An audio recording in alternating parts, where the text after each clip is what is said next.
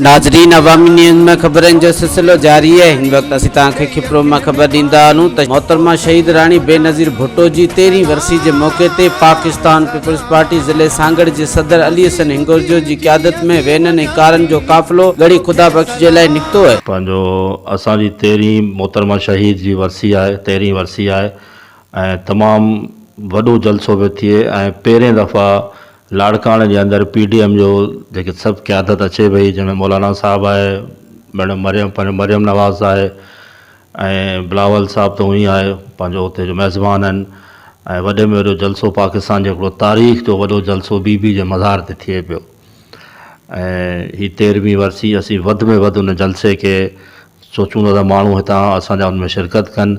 ऐं ख़ासि करे ज़िले सांगड़ जे हवाले सां मां ॻाल्हि कंदुसि त ज़िले सांगड़ जे अंदरि त वधि में वधि असीं गाॾियूं कढूं पिया ऐं 26 तारीख़ शाम जो तक़रीबन 6-7 बजे खां पोइ ज़िले सांगड़ मां गाॾियूं निकिरणु शुरू थी वेंदियूं हर तालुके मां, जेको बीबी जे मज़ार ते वेंदियूं ऐं तक़रीबन मुंहिंजे ख़्याल में को 250-300 वैनूं आहिनि असांजूं ऐं 650-700 कारूं आहिनि जेके ज़िले सांगड़ मां निकिरनि पियूं ऐं बीबी जे मज़ार ते वेंदियूं ऐं उते जेको आहे सो 2 बजे जो जलसे जो इफ़्तिताह थींदो हुई ऐं जेको बीबी जे शहादत जो टाइम आहे 5-5:15 बजे जलसो ख़त्म थींदो हुयो। 27 दिसंबर शहीद मोहतरमा जी वरसी आहे। शहीद मोहतरमा बेनज़ीर भुट्टो जंहिं पंहिंजी पूरी ज़िंदगी जमहूरियत जे बहाली लाइ जदोजहद कंदे गुज़ारी।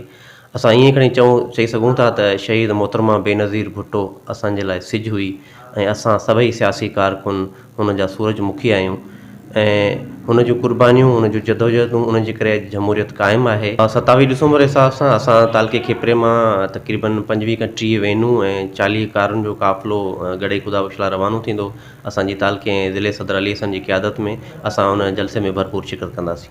नहीं मिलती जिसकी कोई नज़ीर, ऐसी थी वो बेनज़ीर। 27 दिसंबर मुल्क की तारीख़ का वो सयाह दिन है जो कि इस मुल्क की आवाम के लिए किसी क़यामत सुगरा से कम नहीं था।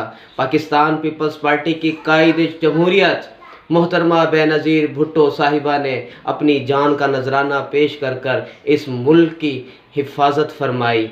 27 दिसंबर इंशाअल्लाह पाकिस्तान पीपल्स पार्टी सिटी खिपरो भरपूर नमूने से अपनी शहीद कायद को खैराज तहसीन पेश करने इंशाअल्लाह लाड़काना भरपूर अंदाज से शिरकत करेगी और मुखालफीन को ये वाज़ा पैगाम देगी कि तुम आवाम के दिलों से उस मोहतरमा शहीद की मोहब्बत को चाह कर भी नहीं निकाल सकते। सिंध जी रानी ओ सुरह सिंघानी कई अखिन में पानी ओ कई अपनानी सलाम सलाम अजीम पीर जी अजीम न्याणी तोखे सलाम। मज़ीद खबरों और तफसीलात के लिए विज़िट करें हमारी वेबसाइट www.awamiNewsHD.com।